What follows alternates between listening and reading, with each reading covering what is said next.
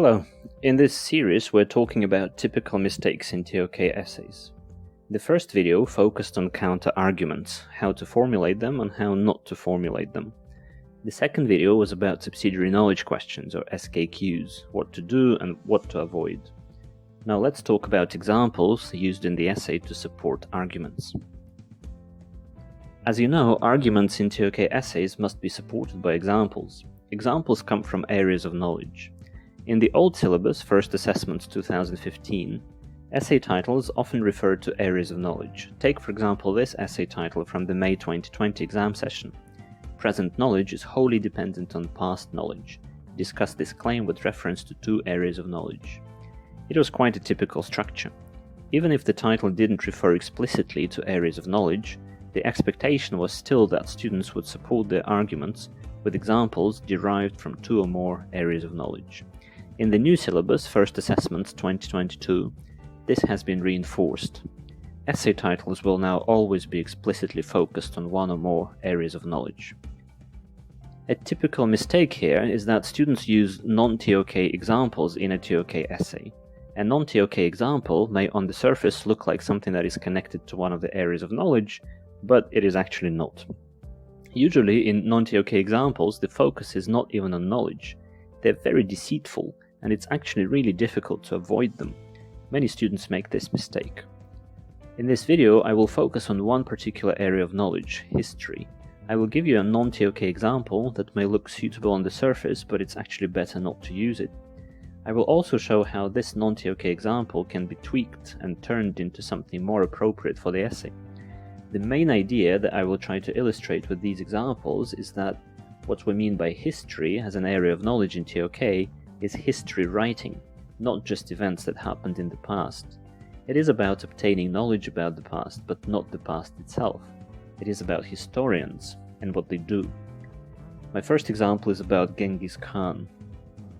Suppose I'm writing an essay in response to this title from May 2020. Present knowledge is wholly dependent on past knowledge. Discuss this claim with reference to two areas of knowledge. As one of my areas of knowledge, I decided to use history. I agree with the title, and my example to support this is about Genghis Khan. Genghis Khan was the founder of the Mongol Empire, born in 1158 and died in 1227. He united many nomadic tribes of Northeast Asia and started rapidly expanding his empire by conquering neighboring lands. As a result of this, Mongol invasions swallowed large parts of Asia, the Middle East, China, Russia, and even Europe. The Mongol Empire became the largest land empire in history. During the invasions, the Mongols had to siege big cities. They came from tribes that spent their entire lives in open steppes. So how were they so successful in capturing large fortifications? This is because Genghis Khan and his generals were especially good at accumulating the military knowledge of the people they conquered. In particular, they adopted Muslim and Chinese siege machines. They learned from their enemies. They knew so much about military affairs because they used the knowledge of people they captured, and the more they conquered, the more knowledge they accumulated. Their current military knowledge was wholly dependent on the past military knowledge that they came across and made their own. Do you like my example? It's linked to the title and supports the claim, and it's quite vivid, so what not to like? Only this example would not be appropriate for a TOK essay because it is not an example from history as an area of knowledge. History as an area of knowledge is not about events of the past, it is about our knowledge of events of the past. It is about historians who try to gain knowledge about Genghis Khan and his great empire, but not about Genghis Khan himself. Unfortunately, my example does not count as an example from history as an area of knowledge.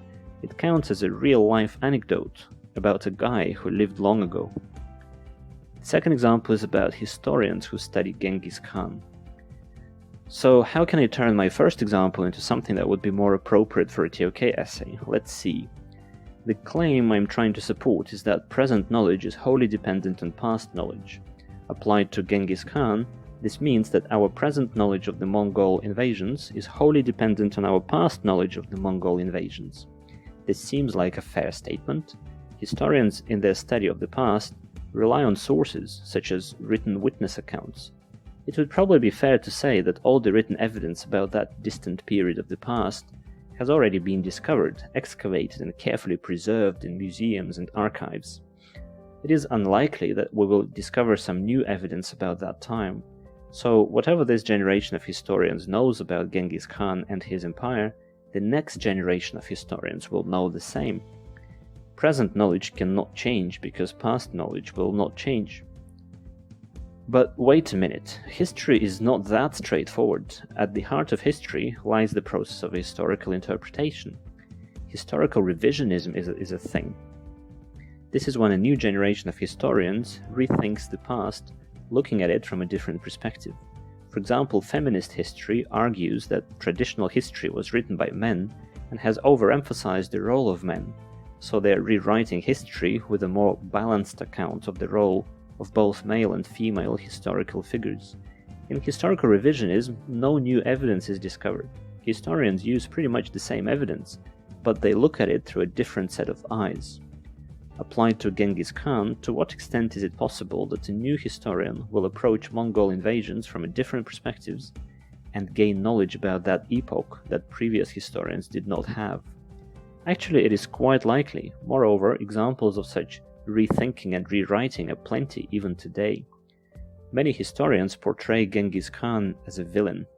They point at the cruelty and destruction and even genocide that the conquerors brought with them. In fact, it is a predominant viewpoint among historians from such places as Europe and Russia.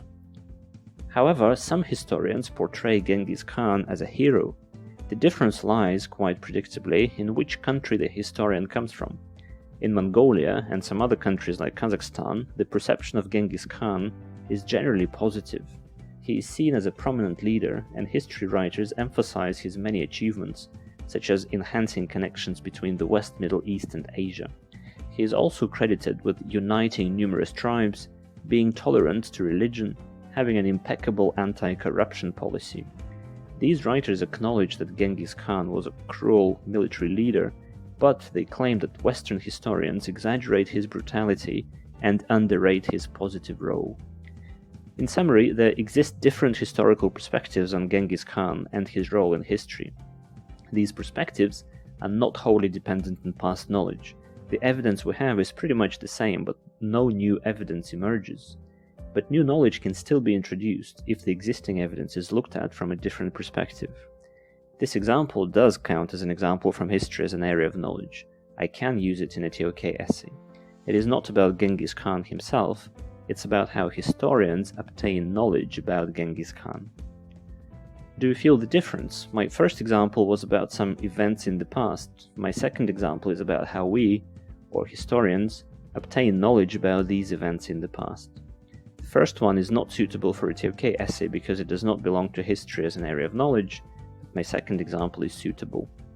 If you're familiar with TOK terminology, you will also recognize that the first one is an example of first-order knowledge, or knowledge about the world, whereas the second one is an example of second-order knowledge, or knowledge about knowledge. See our video called What is TOK if you want to get more detail about that. Using examples that look like they're related to areas of knowledge when in fact they're not is common for TOK students. It's highly consequential too, because using non-TOK examples in a TOK essay costs marks. It's not only history that is the problem, other areas of knowledge are equally tricky. For example, there is frequently a confusion between psychology and TOK. We will probably make more videos about other areas of knowledge if this one proves useful. Watch this space. Themantic Education provides a range of resources to support teachers and students of TOK. We have a brand new TOK textbook, downloadable resources, many of which are free, a TOK blog, and a Facebook group for TOK teachers. Click on the link in the description to check out our website. Thank you for watching. See you next time.